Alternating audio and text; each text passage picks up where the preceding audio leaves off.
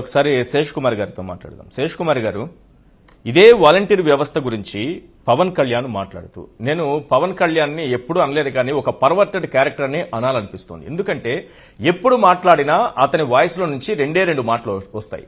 ఒకటి మహిళలు, రెండు మద్యం. ఈ రెండు అంశాల చుట్టే తిప్పుతాడు. ఎప్పుడు అతను మాట్లాడినా ఈ రెండు అంశాలే ఉంటాయి. ఈ రాష్ట్రంలో 10-20 వేల మందో ఎంతమందో మహిళలు కిడ్నాప్ అయ్యారట. వాలంటీర్లు ఇంటింటికెళ్ళి 18 ఏళ్ల అమ్మాయి ఏమన్నా ఉందా, ఇంకా ఎవరన్నా భర్త లేనటువంటి స్త్రీలు ఎవరన్నా ఉన్నారా, వీళ్ళ స్థితిగతులు ఆయన చెప్పడం కూడా, వీళ్ళ స్థితిగతులేంటి, ఇవన్నీ నోట్ చేసుకుంటున్నారంట. హ్యూమన్ ట్రాఫికింగ్ కు పాల్పడుతున్నారట. 66 లక్షల మంది పెన్షన్దారులు, 1,40,00,000 మంది కుటుంబాలు, ప్రతి 50 ఏళ్లకు ఒక వాలంటీర్. ఏ ఇంటి నుంచైనా కంప్లైంట్ ఉందా? ఏ ఇంటి నుంచైనా ఈ వాలంటీర్ ఈ విధంగా వచ్చి మా వివరాలు సేకరించి మా అమ్మాయిని కిడ్నాప్ చేశారు, లేకపోతే మహిళల్ని కిడ్నాప్ చేశారు, లేకపోతే హ్యూమన్ ట్రాఫికింగ్ కు పాల్పడ్డారని ఎక్కడైనా ఏ కుటుంబమైనా సరే ఇప్పటి వరకు ఇలాంటి ఫిర్యాదు చేసిందా? పవన్ కళ్యాణ్ మాట్లాడతాడు. Perverted character. ఎప్పుడు మద్యం గురించి మాట్లాడతాడు. సారా సారా సారా అంటారు. మహిళలు కిడ్నాప్ అంటారు. వాలంటీర్లు కిడ్నాపర్ల, హ్యూమన్ ట్రాఫికింగ్ కు పాల్పడేవారా? ఏంటి వీళ్ళకి ఆ భయం ఎందుకు వాలంటీర్లను చూస్తే? శేష్ కుమార్ గారు. ఈశ్వర్ గారు నమస్కారం అండి. అలాగే సీనియర్ మోస్ట్ జర్నలిస్ట్ అయిన దేవులపల్లి అమర్ గారికి, అలాగే వైఎస్ఆర్సీపీ అధికార ప్రతినిధి అయిన రవిచంద్రారెడ్డి గారికి నమస్కారములు. ఈరోజు పవన్ కళ్యాణ్ గారు, నేను గతంలోనే మీకు పవన్ కళ్యాణ్ గారు ఒక చంటి పిల్లాడు మనస్తత్వం అంటే ఆయన గురించి మీకు చెప్పున్నాను. ఎందుకంటే ఆయన ఎవరు ఏం చెప్తారు అన్నది, వాళ్ళు చెప్పింది ఒకళ్ళని గుడ్డిగా నమ్మితే, ఎవరైనా ఏదైనా ఒక విషయం చెప్పారు అనుకోండి, అది గుడ్డిగా నమ్మేసి అది పేపర్ మీద రాసి ఇవ్వగానే ఆయన క్రెడిబిలిటీ ఏంటి, ఆయన ఏం మాట్లాడుతున్నారు అన్నది ఆలోచించకుండా అది మాట్లాడేయడం ఆయనకు అలవాటండి. అది మహిళలు మిస్సింగ్ అన్నది ఎంత పెద్ద ఆరోపణ అండి.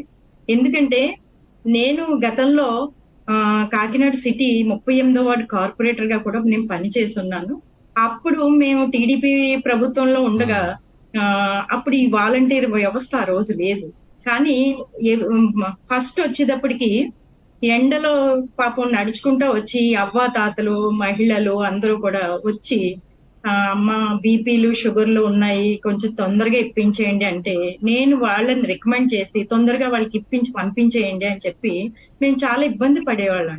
కానీ ఈ రోజు జగన్మోహన్ రెడ్డి గారు వచ్చాక వారికి వాలంటీర్ వ్యవస్థతోటి ఇళ్ళకెళ్ళి అన్ని ఇంటికి వెళ్లి సదుపాయం కల్పించారు. అలాగే ఈ వాలంటీర్ వ్యవస్థ వల్ల కరోనా టైంలో ఇదే చంద్రబాబు నాయుడు గారు, పవన్ కళ్యాణ్ గారు ఎక్కడున్నారండి? వాళ్ళు అదంతా ప్రజలు చూడట్లేదా? ఖచ్చితంగా అందరూ గమనిస్తూనే ఉన్నారు. ఈ రోజు మేడం ఇంకా దారుణమైన విషయం ఏంటంటే, ఈ వాలంటీర్లు అందరూ కూడా ఆ గ్రామానికి సంబంధించిన వాళ్లే కదా, ఆ కుటుంబాలతో పరిచయం ఉన్న వాళ్లే కదా. ఇందులో ఈ వాలంటీర్లు 2.5 లక్షల మంది వాలంటీర్లలో దాదాపు 70% మంది మహిళలు ఉన్నారు, అమ్మాయిలు ఉన్నారు, అమ్మాయిలు పనిచేస్తున్నారు. ఎలా పవన్ కళ్యాణ్ అంత సులభంగా అమ్మాయిల పైన ఇలాంటి నిందలేయగలరు? కనీసం వాళ్ళ జీవితాలు, ఇప్పుడు ఒక అమ్మాయి పైన ఒక వాలంటీర్, మేడం ఒక విషయం చెప్తాను మేడం, ఒక వాలంటీర్ మీద మనం కిడ్నాపర్ అని ముద్ర వేస్తాం, హ్యూమన్ ట్రాఫికింగ్ అని ముద్ర వేస్తాం. వాళ్ళ పైన ఇలాంటి ముద్రలు వేస్తే పవన్ కళ్యాణ్, రేపు ఆ అమ్మాయిలు కూడా పెళ్లి కావాల్సినటువంటి యువతలే కదా, వారి తల్లిదండ్రులు ఎంత బాధపడతారు? ఆ అమ్మాయిలకు పెళ్లిళ్ళు అవుతాయా ఈ వాలంటీర్లు, కిడ్నాపర్లు, హ్యూమన్ ట్రాఫికింగ్ కు పాల్పడే వాళ్ళని చెప్తే? పవన్ కళ్యాణ్కి ఆ మాత్రం ఇంగితం లేదా? ఆయన ఎన్నో లక్షల 2 లక్షల పుస్తకాలు చదివానంటారు. ఎంత పెద్ద ఆరోపణ అండి అది. అది అసలు అది వినడానికి హాస్యాస్పదంగా ఉందండి. ఎందుకంటే ఒక్క మహిళ ఎక్కడైనా మిస్ అయితే ఆ ఇంటి వ్యక్తులు ఎంత అల్లరి, ఎంత గొడవ చేసి, అంటే పోలీస్ వ్యవస్థను కూడా వీరు అనుమానిస్తున్నారా? అంటే అంతమంది మహిళలు మిస్ అయిపోయారని చెప్పడంలో వారు జగన్మోహన్ రెడ్డి గారి పరిపాలన మీద వారు ఎంత అక్కస్తో జెలసీతో ఉన్నారో అన్నది ఇదే పెద్ద ఉదాహరణ అండి. ఎందుకంటే మహిళలు మిస్ అయిపోయారు అంటున్నారు. ఒకసారి మంగళగిరి ఆఫీస్ లో 2 పెద్ద బిల్డింగులు కడుతున్నారండి, 5 అంతస్తుల బిల్డింగులు. బహుశా ఈ పవన్ కళ్యాణ్ గారు ఈ చేసిన ఈ ఆరోపణలు తోటి అక్కడ ఎవరన్నా అక్కడ ఏమన్నా దాసారేమో, ఆయన పక్కన ఉంటారండి B1 B2లు, అక్కడ ఏమన్నా ఈ మహిళల్ని మిస్ అయిన మహిళల్ని దాసారేమో, ఒకసారి వెళ్ళి చూస్తే అనుమానం తీరిపోతుంది కదా. B1 B2 అంటే బౌన్సర్ 1 బౌన్సర్ 2 నా? ఎవరితో ఏం మాట్లాడాలో అన్నది కూడా ఆయనకి తెలియని పరిస్థితి ఉంది. తానా అంటే తానా అని చెప్పి yellow media plus Chandrababu Naidu గారు జన్మభూమి కమిటీ తోటి ప్రజలు ఎంత ఇబ్బంది పడ్డారో మేము ప్రత్యక్ష సాక్షులు. ప్రజలందరూ ఇబ్బంది పడ్డారు. ఈ రోజు వాలంటరీ వ్యవస్థ వల్ల మేము ఇబ్బంది పడుతున్నాం అని చెప్పి ఒక్క మహిళ కూడా బయటకు వచ్చి ఏ కంప్లైంట్ ఇవ్వలేదు. పోలీసు వ్యవస్థని కూడా వీళ్ళు చాలా అంటే అవమానపరుస్తున్నట్టు.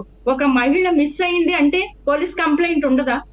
ఒక మహిళ మిస్ అయితేనే కంప్లైంట్ ఇస్తారు కదా. అలాంటిది కొన్ని వేల మంది మహిళలు మిస్ అయిపోయారని ఎంత అంటే నీచంగా మహిళల గురించి ఆయన మాట్లాడుతున్నారంటే, మహిళల మీద ఆయనకి ఏ విధమైన గౌరవం లేదన్నదానికి ఇదే పెద్ద ఉదాహరణ.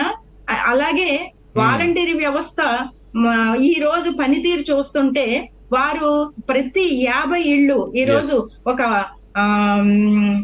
ఆధార్ కార్డు అయితేనేంటి, పెన్షన్లు అయితేనేంటి, రేషన్ అయితేనేంటండి, ఎక్కడికైనా అంటే ఇప్పుడు వీరు మున్సిపాలిటీకి కానీ పంచాయతీలకు కానీ MRO ఆఫీసులకు కానీ వెళ్ళి పని చేయించుకోవాలంటే, అమ్మ మాకు 100 రూపాయలు అయిపోతుంది, ఆటోలకి 200 అయిపోతుంది అమ్మా, మేము తిరగడానికి ఈ ఆధార్ కార్డు కోసం తిరగడానికి 1500 రూపాయలు కూడా అయిపోతుందమ్మా, ఈ వాలంటీర్లు పుణ్యమా అని చెప్పి మేము ఇంట్లో కూర్చుంటే తీసుకొచ్చి ఇంటికి అప్పచెప్పుతున్నారని చెప్పిన మహిళలు తప్ప, వీళ్ళ వల్ల మేము ఇబ్బంది పడుతున్నారని చెప్పి పవన్ కళ్యాణ్ గారు చంద్రబాబు నాయుడు గారు మాట్లాడుతున్నారు తప్ప ఏ మహిళన్నా బయటకు వచ్చి మాట్లాడారా?